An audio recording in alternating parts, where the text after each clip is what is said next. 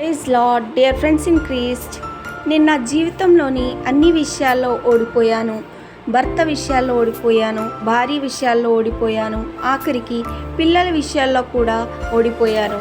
అసలు ఓటమి అనేది నాకు ఒక ఇంటి పేరులా అయిపోయింది అని నీలో నువ్వే ఒత్తిడికి గురైపోతున్నావా?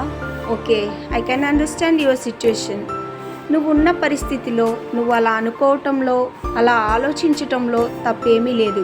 కానీ నేను ఖచ్చితంగా గెలవగలను అని నీపై నీకు నమ్మకం రావాలంటే నీవు ఎప్పుడైతే నీ పరిస్థితిని వైపు చూడకుండా యేసయ్య వైపు చూడటం అలవాటు చేసుకుంటావో అప్పుడు తప్పకుండా నేను గెలవగలను అనే నమ్మకం నీపై నీకు కలుగుతుంది. అయినా మన యేసయ్యకి ఓటమి అంటే ఏమిటో తెలీదు.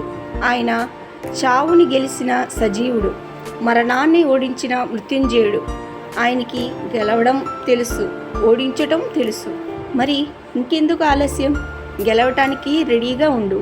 All the best in Jesus.